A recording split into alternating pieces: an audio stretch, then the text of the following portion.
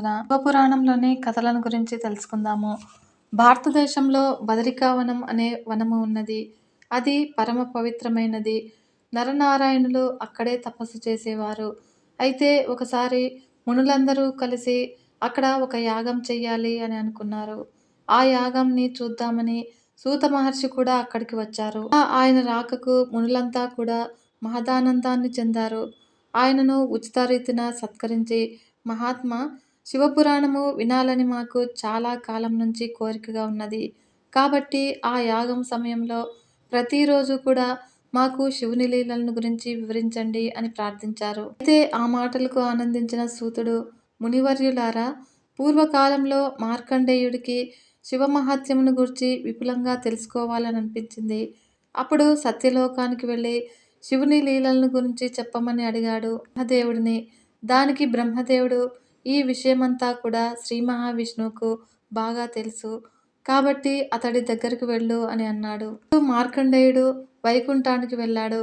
ఆ మార్కండేయుడు వచ్చిన పని తెలుసుకుని శ్రీ మహావిష్ణువు, మార్కండేయ, శివుని లీలలు శివునికి తప్ప ఇతరులకు తెలియవు, కాబట్టి నువ్వు కైలాసం వెళ్ళు, నీ కోరిక తప్పకుండా తీరుతుంది అని అన్నాడు. మార్కండేయుడు కైలాసానికి వెళ్ళి పరమేశ్వరునికి నమస్కరించి, స్వామి, దేవదేవ, తమ లీలలు వినాలని వచ్చాను అని అన్నాడు. దానికి పరమేశ్వరుడు, మార్కండేయ, నా లీలలను గురించి వివరించగలవాడు నందీశ్వరుడు ఒక్కడే, వెళ్ళి అతన్ని ప్రసన్నం చేసుకో అని అన్నాడు. మార్కండేయుడు నందీశ్వరుని సమీపించి పరిపరి విధాలుగా నందిని, ఈశ్వరుని స్తుతించాడు. అప్పుడు నందీశ్వరుడు ప్రసన్నుడై, భక్త శిఖామణి, నీకేం కావాలి అని అడిగాడు. దానికి మార్కండేయుడు, భక్తాగ్రగణ్య, నాకు పరమేశ్వరుని లీలలను వినాలని ఉన్నది, నా కోరిక తీర్చగల సమర్థుడవు నీవే అని అన్నాడు. దానికి నందీశ్వరుడు సంతోషించి శివుని లీలలు ఒక్కొక్కటిగా చెప్పడం ప్రారంభించాడు. ఈ రకంగా శివపురాణం అంతా కూడా నందీశ్వరుడు మార్కండేయుడికి వివరించాడు అని సూత మహర్షి శౌనకాది మహామునులకు వివరించాడు. నాయనలారా, ఇంతవరకు కూడా మాయను జయించిన వారు ఎవరూ లేరు. మాయకు ఎవరూ అతీతులు కారు. దీనికి ఉదాహరణగా ఒక కథ చెబుతాను వినండి అంటూ, పూర్వకాలంలో నారదుడు ఒకసారి హిమాలయ పర్వతాల్లోని మానస సరోవరం దగ్గర పర్ణశాలను ఒకదాన్ని నిర్మించుకుని భీకరమైన తపస్సు చేస్తూ ఉన్నాడు. అయితే నారదుని తపస్సు భంగం చెయ్యమని దేవేంద్రుడు అప్సరసలను పంపాడు. అప్సరసలు నారదుని సమీపించి వీణుల విందుగా గానం చేశారు మరియు కన్నుల పండుగగా నాట్యం చేశారు. అయితే మహర్షి చెల్లించలేదు. చివరి అస్త్రంగా అప్సరసలు అంగాంగ ప్రదర్శనం కూడా చేశారు. అయినా కూడా నారదుడు శివశివ అంటూ కనులు మూసుకొని తపస్సు చేసుకుంటూ ఉన్నాడు. అప్సరసాంగనలు దేవేంద్రుని వద్దకు పోయి నారదుని తపస్సు భంగం చెయ్యలేకపోయామని చెప్పి సిగ్గుతో తలలు వంచుకున్నారు. నారదుడు ఆ తపస్సును ఇంద్రపదవి కోసం చేయటం లేదు, పరమేశ్వరుని అనుగ్రహం కోసమే చేస్తున్నాడు అని తెలుసుకొని దేవేంద్రుడు కూడా శాంతించాడు. అప్సరసల వయ్యారాలకు లొంగక ఇంద్రియ నిగ్రహం పాటించినందుకు నారదుడు తనను తానే అభినందించుకున్నాడు. లోలోన సంతోషించాడు. క్రమంగా ఆ సంతోషం కాస్త గర్వంగా మారిపోయింది. అప్సరసాంగనలకు లొంగలేదు కాబట్టి మాయను జయించినట్లే అని తీర్మానించుకున్నాడు. అలా ఉండగా రోజున నారదుడు సత్యలోకానికి వెళ్ళి బ్రహ్మదేవుడితో తను తపస్సు చేసిన విధానము, అప్సరసాంగనలను జయించిన విధానము వివరించి, తండ్రి, ఇదే కదా మాయ, ఆ మాయను నేను జయించగలిగాను అని అన్నాడు. అయితే ఆ మాటలు విన్న పరమేశ్వరి నవ్వి ఊరుకున్నాడు. ఆ తర్వాత నారదుడు కైలాసానికి వెళ్ళి శివుడికి నమస్కరించి, దేవదేవ, శివమాయను జయించటం వల్ల నేను ధన్యుడనైనాను అని అన్నాడు. అయితే ఆ మాటలకు విన్న పరమేశ్వరుడు, నారద, శివమాయ అంటే ఏమిటో పూర్తిగా నాకే తెలియదు, దాన్ని జయించాను అని అంటున్నావు, ఎందుకైనా మంచిది, జాగ్రత్తగా ఉండు అని అన్నాడు. తర్వాత నారదుడు వైకుంఠం చేరి శ్రీ మహావిష్ణువుకు నమస్కరించి తాను చేసిన తపస్సు గురించి తెలిపి, తాత, శివమాయను జయించాను, విష్ణుమాయను కూడా నన్నేమీ చేయలేదు అని అన్నాడు. అలా ఆ మాటలు విన్న విష్ణుమూర్తి, నారద, త్రిమూర్తులకు మించిన శక్తి ఇంకొకటి ఉన్నది, అదే పరమశక్తి, మహామాయ. దానిని గురించి తెలియని వారు విష్ణుమాయ, శివమాయ అని అనుకుంటారు. కానీ మహామాయ త్రిమూర్తులను కూడా బద్ధులను చేస్తుంది. కాబట్టి మాయకు అతీతుడైన వారెవరూ లేరు. కాబట్టి నువ్వు మాత్రం జాగ్రత్తగా ఉండవలసినది అని అన్నాడు. మాటలు విన్న నారదుడు సరే అని తల ఊపి భూలోకానికి బయలుదేరాడు. అప్పుడు భూలోకంలో లోక కళ్యాణపురము అని పట్టణం ఉన్నది. అది సస్యశ్యామలమైనది ఉన్నది. ఆ రాజ్యాన్ని పరిపాలించే మహారాజుకు యుక్త వయస్కురాలైన కుమార్తె ఉన్నది. ఆ కుమార్తెకు వివాహం చేద్దాము అని నిశ్చయించి దేశం నలుమూలల నుంచి చాటింపు వేయించాడు మహారాజు. అలా రాజభవనంతో పాటు కళ్యాణపురమంతా కూడా అందంగా అలంకరించారు. అంతా కూడా కోలాహలంగా ఉంది. అప్పుడు ఆ రాజ్యానికి చేరాడు ఈ నారదుడు. అప్పుడు రాజభవనానికి వచ్చాడు. మహారాజు మహర్షిని చూడగానే రాజు అర్ఘ్యపాద్యాదులిచ్చి స్వాగతం పలికాడు. సుఖాసీనుడైనాడు నారదుడు. తర్వాత మహర్షిని ఘనంగా సత్కరించాడు మహారాజు. చెలికత్తెలు రాజకుమారిని తోడ్కొని వచ్చారు. రాజహంసలా వచ్చిన రాజకుమారి అతి వయ్యారంగా నమస్కరించింది. విధంగా నిండు యవ్వనంలో ఉన్న రాజకుమారి అపురూప సౌందర్య రాశి. ఆమెను చూడగానే నారదుని మనస్సు పరిపరి విధాలుగా పోయింది. అయితే ఆమె పేరు రమాదేవి. ఆమె అందచందాలకు ముగ్ధుడైన మహర్షి, రాజా, నీకు అభ్యంతరం లేకపోతే నీ కుమార్తెను నేను వివాహం చేసుకుంటాను అని అన్నాడు. ఆ మాటలు విన్న రాజు, మునీంద్ర, అంతకన్నా నాకు అదృష్టం ఇంకేదైనా ఉంటుందా? నీ కోరిక తప్పకుండా మన్నించాలి. కానీ నా కుమార్తె శ్రీహరిని తప్ప వేరెవరినీ కూడా వివాహం ఆడను అంటుంది. అంతా కూడా భగవదేచ్ఛ. రేపే కదా స్వయంవరము, మీరు కూడా స్వయంవరానికి విచ్చేయండి అని అన్నాడు. అందుకు నారదుడు, అలాగే తప్పనిసరిగా రేపటి స్వయంవరానికి వస్తాను అని చెప్పి వైకుంఠానికి బయలుదేరాడు. వైకుంఠంలో శ్రీమన్నారాయణుడు శేషశాయి అయి ఉన్నాడు. నారదుడు వైకుంఠం చేరి శ్రీహరిని చూసి, మహాప్రభు, సుఖాలు భోగాలు అనుభవించడంలో నీకు మించినవాడు ఈ జగత్తులో మరెవరూ లేరు. నేను సన్యాసిని మరియు ఏకాకిని. స్వామి, కళత్ర సుఖము స్వర్గ సుఖము కన్నా కూడా మిన్న అని అంటారు. కాబట్టి భూలోకంలో కళ్యాణపురాధీశుడు తన కుమార్తెకు స్వయంవరం ప్రకటించాడు. ఆమె అందాల రాశి, అపరంజి బొమ్మ కనుక నేను ఆమెను వివాహమాడాలి అని అనుకుంటున్నాను. మరి ఆమె శ్రీహరిని తప్ప అన్యులను వివాహము ఆడను అని అంటున్నది. కాబట్టి ఓ జగన్నాథ, నీ హరి రూపము నాకు ప్రసాదించి నన్ను ఒక ఇంటివాణ్ణి చేసి పుణ్యం కట్టుకో అంటూ అనేక విధాలుగా ప్రార్థించాడు నారదుడు. ఆ మాటలు విన్న శ్రీ మహావిష్ణుమూర్తి, నారద, వివాహము అంటే ఒక స్త్రీని కట్టుకొని ఆమెతో కాపురం చేయటమే కదా. మాయలో పడ్డవాడు ఆ మాయ నుండి బయటపడే మార్గమున్నది. కానీ సంసారంలో పడ్డవాడికి దానిలో నుంచి బయటపడే మార్గమే లేదు. సారము లేనిది సంసారము అని పండితులు కూడా చెబుతారు. కాబట్టి సంసారివై మాయలో పడితే నిన్ను రక్షించే వారెవరు? ఒక్కసారి ఆలోచించు అని అన్నాడు. అయితే ఆ మాటలకు కోపించిన నారదుడు, తాత, వివాహం చేసుకున్నంత మాత్రం చేతనే మాయలో పడిపోతానా? శివమాయ విష్ణుమాయలను జయించిన వాణ్ణి. ఇప్పటి వరకు కూడా నిన్ను ఏమీ అడగలేదు. ఈ ఒక్కటి అడుగుతున్నాను, నీ హరి రూపాన్ని నాకు ప్రసాదించు అని అన్నాడు. శ్రీ మహావిష్ణుమూర్తి తథాస్తు అని అన్నాడు. తర్వాత భూలోకంలో కళ్యాణపురం పెళ్లి సందడితో కోలాహలంగా ఉంది. దేశ విదేశాల నుండి రాజులు, మహారాజులు, రారాజులు లెక్కలేనంత మంది స్వయంవర మంటపానికి విచ్చేశారు. అయితే వారందరూ కూడా రతనాల హారాలు ధరించారు. వజ్రాలు పొదిగిన కిరీటాలు ధరించారు. వారు ధరించిన వజ్ర వైడూర్యముల కాంతులతో ఆ స్వయంవర మంటపము కొత్త కాంతులు ఈనుతుంది. ఈ విధంగా స్వయంవర మంటపంలో ప్రవేశించాడు నారదుడు. రాజకుమారి కోరినట్లుగానే తాను హరిరూపం ధరించి వచ్చాడు. అయితే అందాల రాశి తప్పక తననే వరిస్తుంది అని ఆలోచిస్తూ ఒకచోట ఆసీనుడైనాడు. రాజకుమారి వరమాలను చేతధరించి వరాన్వేషణలో బయలుదేరింది. ఆమెతో పాటుగా చెలికత్తెలు ముందు నడుస్తూ అక్కడ ఆసీనులైన రాజుల వివరాలు తెలియజేస్తూ ఉన్నారు. అప్పుడు రాజకుమారి మౌనంగా ముందుకు సాగుతూ ఉంది. ఈ విధంగా రాజకుమారి దగ్గరకు రాగానే కూర్చున్న రాజులు మెడలు ముందుకు సాచుతూ ఉన్నారు. మందంగా నడిచిపోతుంది రాజకుమారి. నడిచి నడిచి నారదుని వద్దకు వచ్చింది. అప్పుడు చెలికత్తెలు ఏమో చెప్పారు. వరమాల కోసం మెడను ముందుకు చాచి వంచాడు నారదుడు. అంతటా చిరునవ్వు నవ్వింది రాజకుమారి. గొల్లుమన్నారు చెలికత్తెలంతా కూడా. ఆ కోలాహలానికి అటువైపు చూసిన రాజులు కూడా పగలబడి నవ్వారు. రాజకుమారి ముందుకు సాగిపోయింది. అయితే దూరంగా చివరన కూర్చున్నాడు ఆ శ్రీ మహావిష్ణువు. అప్పుడు వరమాల ఆయన కంఠసీమను అలంకరించింది రాజకుమార్తె. తర్వాత శ్రీ మహావిష్ణువు రాజకుమార్తెను తీసుకుని గరుడ వాహనం మీద వైకుంఠానికి వెళ్ళిపోయాడు. విషయాన్ని ఎవరూ పట్టించుకోలేదు. స్వయంవర మంటపంలోని రాజులందరూ కూడా తననే చూసి ఇంకా నవ్వుతూ ఉన్నారు. ఏం జరిగిందో అర్థం కాలేదు నారదుడికి. చివరకు ఉండబట్టలేక అడిగాడు.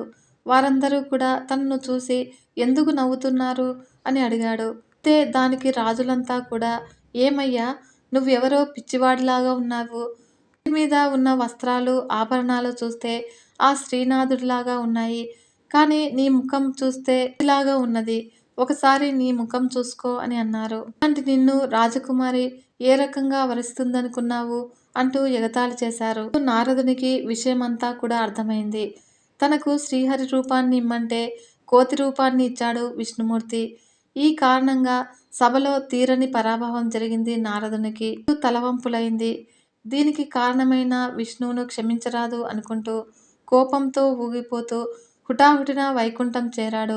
అక్కడ శ్రీ మహావిష్ణువును చూసి, నారాయణ, నీవు ఇంత మోసం చేస్తావు అనుకోలేదు. దేశాల నుంచి వచ్చిన రాజుల మధ్య నన్ను ఘోరంగా అవమానించావు. దీనికి ఫలితంగా నీకు శాపాన్ని ఇస్తున్నాను. భార్య కోసం నేను ఏ విధంగా తల్లడిల్లిపోయానో అలాగే నువ్వు కూడా నీ భార్య కోసం నానా కష్టాలు పడతావు. నాకు కోతి ముఖం ప్రసాదించావు కాబట్టి ఆ వానర మూకలే నీకు కష్టకాలంలో సహాయంగా నిలుస్తాయి అని అన్నాడు. ఆ మాటలు విన్న శ్రీ మహావిష్ణువు, నారద, శివమాయ నిన్ను వహించింది.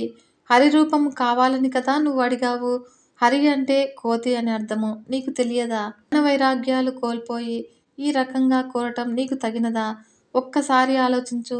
నిన్ను నేను మోసగించానా? నువ్వు మాత్రం నన్ను అకారణంగా శాపించావు. నీ శాపము నిష్ఫలం కాదు. అయితే త్రేతాయుగంలో శ్రీరామచంద్రుడిగా దశరథుని ఇంట పుట్టి నీ శాపాన్ని అనుభవిస్తాను. నువ్వు నన్ను శపించినా కూడా నేను మాత్రం నీకు వరాన్ని ఇస్తున్నాను. సహప్రియుడమైనప్పటికీ కూడా ముల్లోకముల యందు గౌరవింపబడుతూనే ఉంటావు అని అన్నాడు. ఆ మాటలు విన్న నారదుడు విష్ణుమూర్తి కాళ్ళపై పడి, స్వామి, క్షమించవలసింది. నా తప్పులను మన్నించి సదా నీ అనుగ్రహానికి పాత్రుడనయ్యేటట్లుగా నన్ను అనుగ్రహించు అని వేడుకున్నాడు. తర్వాత శ్రీ మహావిష్ణుమూర్తి ఆశీస్సులందుకొని తీర్థయాత్ర చేయటానికి బయలుదేరాడు నారదుడు. శిష్యులారా, ఈ రకంగా మాయను జయించాలని విర్రవీగిన నారదుడికి గర్వభంగమైంది అంటూ వివరించాడు మహర్షి.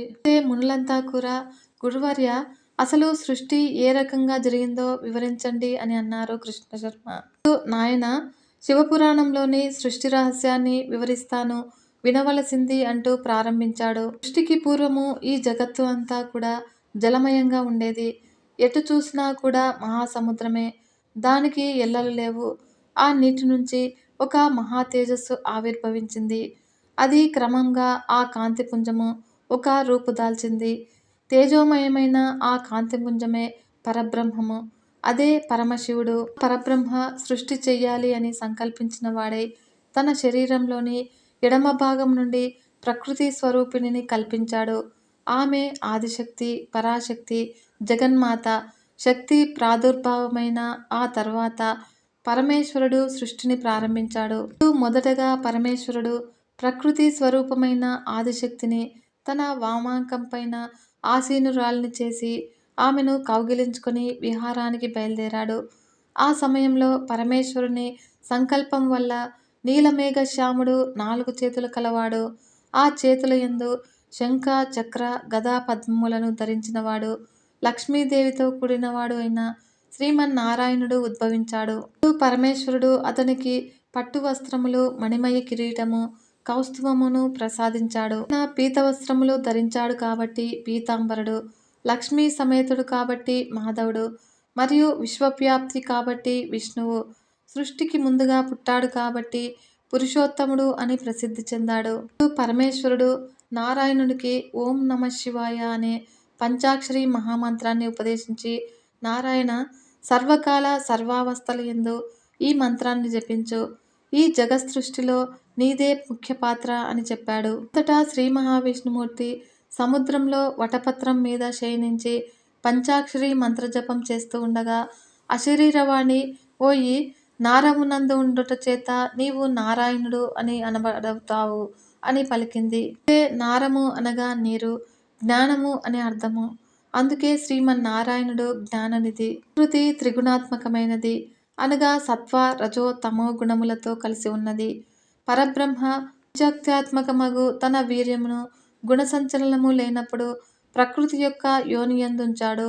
దీనివలన మహాతత్వము పుట్టింది. ఆ మహాతత్వము వికారము పొందటం వల్ల అహంకారం కూడా జనించింది. ఈ రకంగా అవ్యక్తమైన పరబ్రహ్మ నుండి మహాతత్వము, అహంకారం కూడా వచ్చినాయి.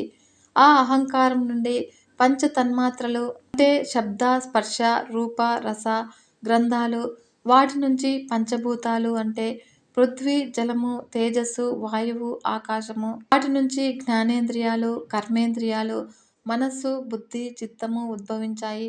శ్రీ మహావిష్ణువు సృష్టి చేయగోరి వేదములు 24 తత్వములు త్రిగుణములను ఒక్కసారి స్మరించాడు. ఆ సమయంలో అతని నాభి నుండి మహాపద్మం ఒకటి ఆవిర్భవించింది. అందులో 5 ముఖాలతో పద్మ సరస్వతి సమేతుడై ఉన్నాడు. అప్పుడు పద్మం నుండి బ్రహ్మ తమోగుణ ప్రధానుడు. కనుచూపు మేరలో బ్రహ్మకు జలము తప్ప ఏదీ కూడా కనిపించలేదు. అప్పుడు పరమేశ్వరుడు ఆజ్ఞపై ఓంకార జపం చేయటం మొదలుపెట్టాడు. ఈ విధంగా బ్రహ్మ తపస్సుకు మెచ్చి లక్ష్మీనారాయణుడు ప్రత్యక్షమైనాడు. అప్పుడు శ్రీ మహావిష్ణువును చూసి బ్రహ్మ నీవు ఎవరు, ఇచ్చటికి ఎలా వచ్చితివి అని అన్నాడు. అయితే దానికి నారాయణుడు కుమార, జగత్తును సృష్టించాలి అనే కోరికతో ముందుగా నాభి కమలం నుండి నిన్ను సృష్టించాను. కాబట్టి సృష్టికి ఆధారమైన వేదములను నీకు ప్రసాదిస్తూ ఉన్నాను. నీకు ఏ వరం కావాలో కోరుకో అని అన్నాడు. తమోగుణ ప్రధానుడైన బ్రహ్మ నేను స్వయంభువును, ఆది పురుషుడను, నా పుట్టుకకు కారణము నువ్వు ఎలా అవుతావు అని అడిగాడు. శ్రీ మహావిష్ణుమూర్తి ఎంతగా నచ్చజెప్పాలని ప్రయత్నించినా కూడా బ్రహ్మ మాత్రం వినలేదు. దాంతో విష్ణువుకు పరమేశ్వరుణ్ణి ప్రార్థించాడు. పరమేశ్వరుడు ఓంకారనాదం చేస్తూ జ్యోతిర్లింగ రూపంలో బ్రహ్మ విష్ణువుల మధ్య ఉద్భవించాడు. ఆ లింగాన్ని చూసి బ్రహ్మ విష్ణువులు అమితాశ్చర్యమును పొందారు. ఆ లింగానికి తుది మొదలు కనిపించలేదు. ఆ జ్యోతిర్లింగానికి ఆద్యంతాలు కనుగొన్నవాడే అధికుడు అని నిర్ణయించుకున్నారు తండ్రి కొడుకులు. విష్ణువు యజ్ఞవరాహ రూపంలో అధోముఖంగాను, బ్రహ్మ హంసవాహనం మీద ఊర్ధ్వముఖంగాను ప్రయాణం చేశారు. ఇలా 100 సంవత్సరాలు గడిచినాయి. కానీ బ్రహ్మ విష్ణువులు ఆ లింగం యొక్క ఆద్యంతములు తెలుసుకోలేకపోయారు. అప్పుడు ఇద్దరూ కూడా ఇంతకాలమైనా కూడా జ్యోతిర్లింగము మొదలు కనుక్కోలేకపోయినాము. మనలో ఎవరు గొప్ప అనేది తేలలేదు.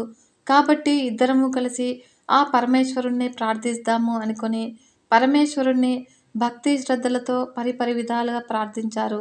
వారి ప్రార్థన మన్నించిన పరమేశ్వరుడు పినాకపాణి అయి వారి మధ్యన సాక్షాత్కరించి బ్రహ్మను చూసి బ్రహ్మదేవ, ఈ జగత్తును సృష్టించడం కోసము నువ్వు విష్ణువు యొక్క నాభి కమలం నుండి పుట్టావు. సరస్వతీదేవి నీకు తోడుగా ఉంటుంది.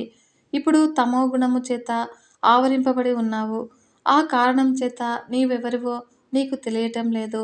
శ్రీ మహావిష్ణుమూర్తి ఇచ్చిన వేదాలను ఆధారంగా చేసుకుని సృష్టి కార్యక్రమమును కొనసాగించుము అని అన్నాడు. అయితే తమోగుణుడైన బ్రహ్మ పరమేశ్వరుని లక్ష్య పెట్టలేదు. అంతేకాకుండా నేను సృష్టికర్తను, నాకు 5 ముఖాలు ఉన్నాయి, మరి నాకు 5 ముఖాలు ఎందుకున్నాయి అని అన్నాడు. దానికి పరమేశ్వరుడు కోపించి ఎడమ చేతి చిటికెన వేలి గోటితో బ్రహ్మ యొక్క 5వ తలను ఖండించి వేశాడు. ఇప్పుడు కానీ బ్రహ్మను తమోగుణం వదిలిపోయింది.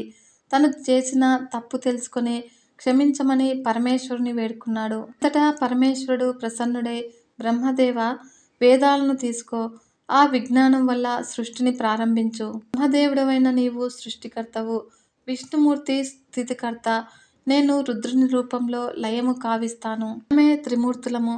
మనము 3 రూపాల్లో ఉన్నప్పటికీ కూడా మనకు భేదములుండవు. నేను శివుడు, శంభువుడు, మహేశ్వరుడు అని అనేక పేర్లతో పూజింపబడుతూ ఉంటాను. ద్వాదశ స్థానాల్లో జ్యోతిర్లింగ రూపంలో వెలిసి పూజింపబడతాను అని చెప్పి అంతర్ధానమైనాడు. తర్వాత బ్రహ్మదేవుడు ఈ జగత్తును ఏ విధంగా సృష్టి చేశాడో చెబుతాను వినండి అని బ్రహ్మ సరస్వతి సమేతుడై పద్మాసనం మీద కూర్చొని ఉన్నాడు. ఆ నీటిలో ఒక అండము తేలుతూ వచ్చింది. దాని నుండి ఓంకారము వినిపిస్తూ ఉంది. బ్రహ్మ ఆ అండంలో ప్రవేశించి తమోగుణ ప్రధానుడై శరీరాన్ని వదిలి 4 ముఖాలు కలిగిన శరీరాన్ని ధరించాడు. అలా బ్రహ్మ వదిలిన తమమే రాత్రి అనబడుతుంది. ఆ బ్రహ్మముఖం నుంచి పరమేశ్వరుని అనుగ్రహం వల్ల ఓంకారం వచ్చింది. దాని నుంచి భూలోక, భువర్లోక, సువర్లోకాలు పుట్టినాయి. ఆ తర్వాత సూర్యుడు, తపము, సత్యము మొదలైనవి ఏర్పడ్డాయి. తర్వాత బ్రహ్మ యొక్క తూర్పు ముఖం నుంచి ఋగ్వేదము, దక్షిణ ముఖం నుంచి యజుర్వేదము, పశ్చిమ ముఖం నుండి సామవేదము, ఉత్తర ముఖం నుంచి అథర్వణ వేదం వచ్చినాయి. అలా ఈ సృష్టి అంతా కూడా ఋగ్వేదాన్ని అనుసరించి జరిగింది. ప్రకాశవంతుడైన సూర్యుడు ఓంకార స్వరూపుడైన పరబ్రహ్మ. సూర్యుని వేడికి నీరంతా కూడా ఎండిపోయింది. గుడ్డు పై భాగము ఆకాశము, కింది భాగము భూమి అయినాయి. బ్రహ్మ మొదటగా సనక సనందన, సనత్ కుమార, సనత్ సుజాతలను సృష్టించాడు.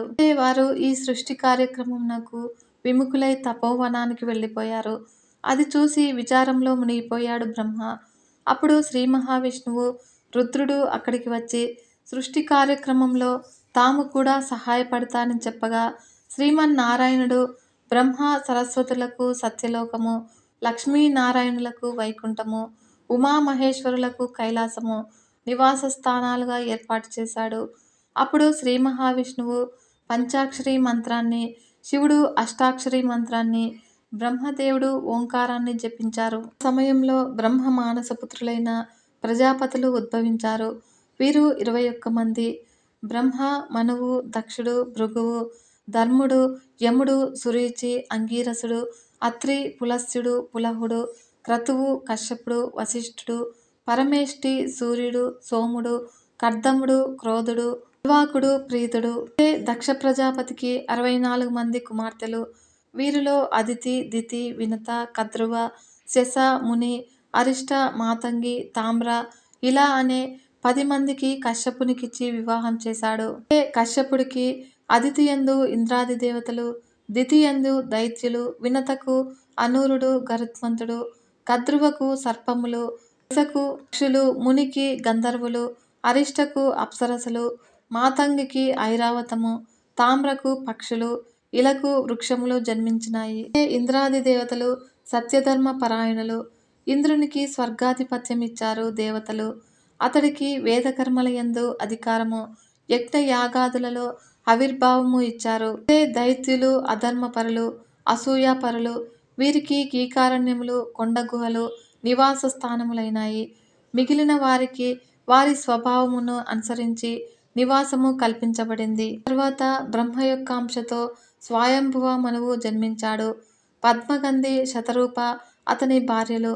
స్వయంభువనకు అగ్రియుడు, ప్రియవ్రతుడు, ఉత్తానపాదుడు కుమారులు మరియు రాకూతి, దేవహూతి, ప్రసూతి కుమార్తెలు. రాకూతికి రుచితోనూ, దేవహూతికి కర్దమునితోనూ, ప్రసూతికి దక్షునితోనూ వివాహం జరిగింది. మరియు దేవమాలికి కర్దముని వలన కపిలుడు జన్మించాడు.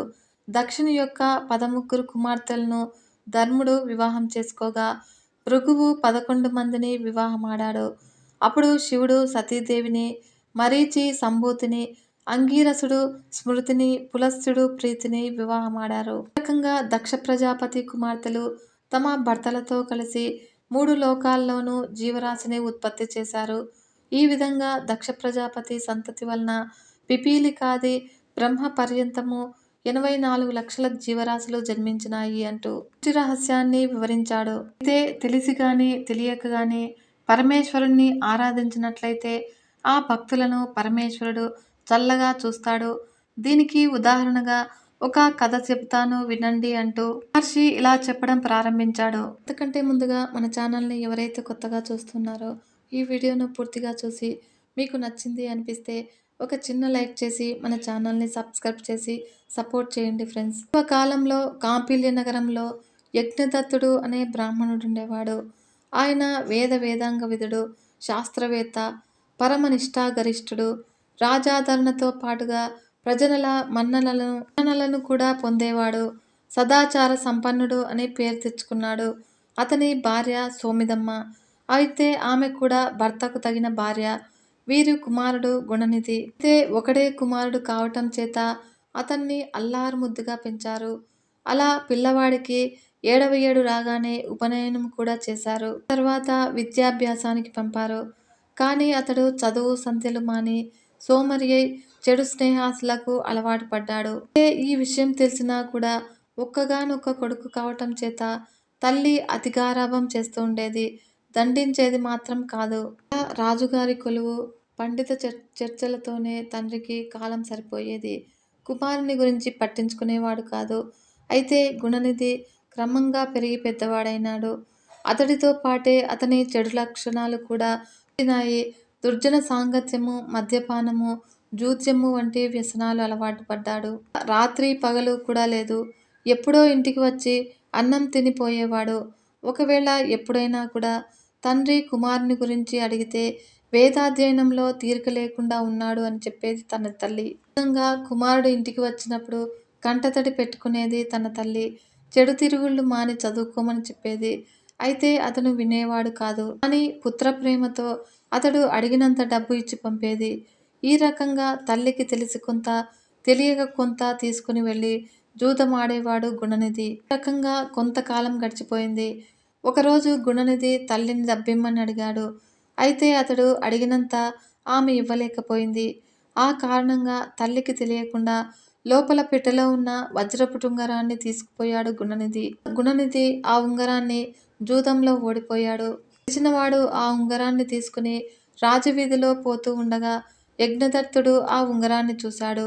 తన ఉంగరము ఇతడి చేతికి ఎలా వచ్చింది అని వెంటనే అతన్ని నిలువరించి, ఈ ఉంగరం నీకెక్కడిది? ఎవరు ఇచ్చారు? నిజం చెప్పకపోతే రాజు ఆస్థానానికి తీసుకుపోతాను అని అన్నాడు. ఆ మాటలకు భయపడ్డ జూదరి నిజం చెప్పేశాడు. అతడి మాటలు వినగానే స్థాణువులాగా చలనరహితుడైపోయాడు యజ్ఞదత్తుడు. అతనికి ఇవ్వవలసిన బాకీ చెల్లించి ఆ ఉంగరాన్ని తీసుకుని ఇంటికి వచ్చాడు.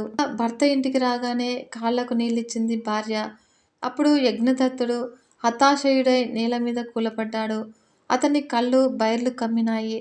భార్య అతన్ని కాళ్ళు కడిగి, నీ విచారానికి కారణం ఏమి అని అడిగింది. తరువాత యజ్ఞదత్తుడు కొద్దిగా తేరుకుని, రాజుగారు నాకు బహూకరించిన వజ్రపు ఉంగరం ఏది అని అన్నాడు. అతని భార్య, ఓస్, దానికోసమేనా ఇంత ఇది? ఆ ఉంగరం లోపల పెట్టెలో భద్రంగా ఉంది అంది సోమిదమ్మ. ఒక్కసారి దాన్ని తీసుకురా అన్నాడు యజ్ఞదత్తుడు. ముందు స్నానం చేసి భోజనం చెయ్యండి. ఆ ఉంగరం ఎక్కడికి పోదులేవండి అంటూ మాట తప్పించడానికి ప్రయత్నించింది భార్య. కోపగించిన యజ్ఞదత్తుడు, ఓసి పాపిష్టిదానా, నిజం చెప్పు. నీ కొడుకు వేదమంత్రాలు వల్లిస్తున్నాడా? అసలు గురువు దగ్గరకు వెళ్తూ ఉన్నాడా? స్నానము, సంధ్యావందనము, జపము, అగ్నిహోత్రము, ఈ మాటలైనా వాడికి తెలుసా? నీ మాటలు నిజమని ఇంతకాలం కూడా నమ్మాను. నీ మూలంగా ఈ రోజున నా పరువు ప్రతిష్టలు పూర్తిగా పోయినాయి. ఎంత పని చేశావు అంటూ గద్దించాడు. అప్పుడు భార్య మారు మాట్లాడలేదు. కంటతడి పెట్టింది. ఈ విషయమంతా కూడా గుణనిధికి తెలిసింది. అయితే ఇంటికి వెళ్ళే ధైర్యం చాలలేదు. ఏం చెయ్యాలో తెలియక ఊరు వదిలి పారిపోయాడు. అప్పుడు తినటం, లేనప్పుడు పస్తులు.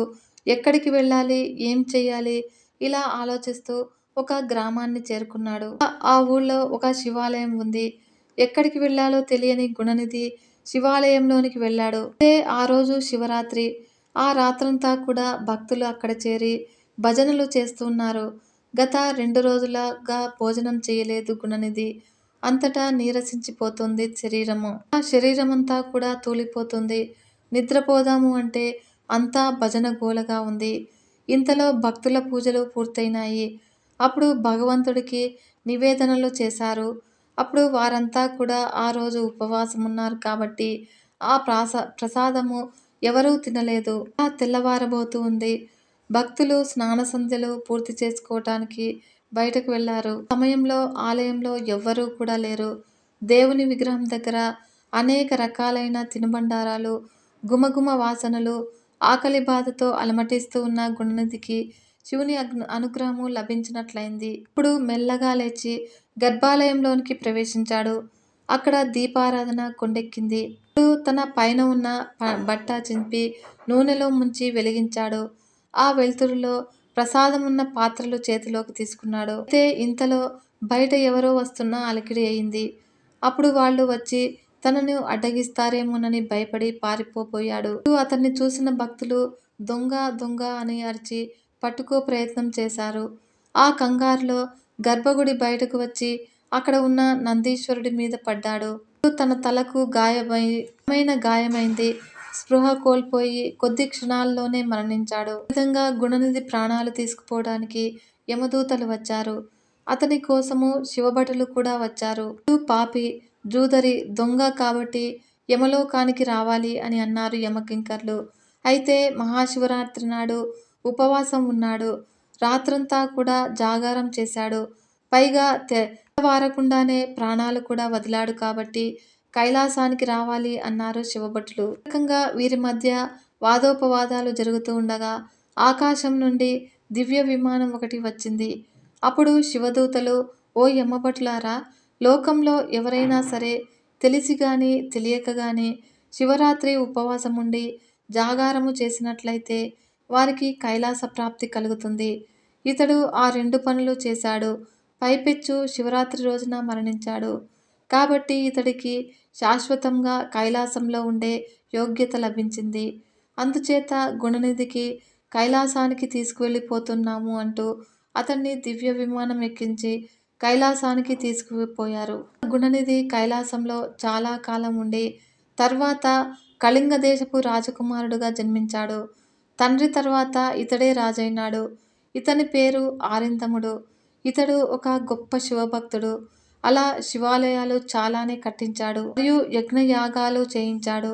పండితులకు అగ్రహారాలు దానం చేశాడు. విధంగా శివకేశవులకు భేదం లేదు అని ప్రచారం చేశాడు. నిరతాన్న దానము చేశాడు.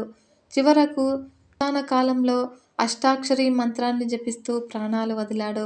ఈ ఆరిందముడు మరణించిన తర్వాత స్వర్గ సుఖాలను అనుభవించి దేవవర్ణి గర్భాన వైశ్రావణుడుగా జన్మించాడు. అతడే కుబేరుడు. కుబేరుని అందచందాలు, బలపరాక్రమాలు చూసి ముచ్చటపడి పాతాళలోకంలో ఉన్న సుమతి తన కుమార్తె కైకసిని పిలిచి, నువ్వు ఏ రకంగానైనా కూడా సరే విష్ణువుని వివాహమాడి అతడి వల్ల కుబేరుని వంటి కుమారుని కనవలసింది అని అన్నాడు. తండ్రి మాతట శిరసావహించి కైకసి విష్ణువును వెళ్ళింది. ఆమె మనోభీష్టాన్ని గ్రహించిన మహర్షి ఆమె కోరికను మన్నించాడు.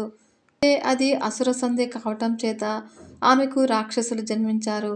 వారే రావణ, కుంభకర్ణులు.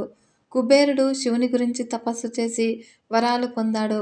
విశ్వకర్మ లంకా నగరాన్ని నిర్మించి కుబేరుడికిచ్చాడు. రావణుడు కుబేరుని ఓడించి లంకా నగరాన్ని స్వాధీనం చేసుకున్నాడు. తర్వాత కుబేరుడు కాశీనగరం చేరి అన్న పానీయాలు విసర్జించి శివుని గురించి ఘోర తపస్సు చేశాడు. అలా అతని తపస్సుకు మెచ్చి పరమేశ్వరుడు అలకాపురి పట్టణాన్ని ఇచ్చారు. ఇందులో చిత్రరథము అనే మనోహరమైన ఉద్యానవనాన్ని నిర్మించాడు. తర్వాత కుబేరుణ్ణి యక్షుకులకు నాయకుడుగా చేశాడు. నవనిధులకు అధిపతిగా కూడా చేశాడు. కాబట్టి ఈ రకంగా గుణనిధి చెడ్డ పనులు చేసినప్పటికీ కూడా ఈశ్వరానుగ్రహం వల్ల కుబేరుడైనాడు. విన్నారు కదా ఫ్రెండ్స్. ఈ వీడియో మీకు నచ్చినట్లయితే ఒక చిన్న లైక్ చేసి సపోర్ట్ ఇవ్వండి ఫ్రెండ్స్. మరొక మంచి వీడియోతో మీ ముందుకు వస్తాను. అంతవరకు సెలవు. నమస్కారం.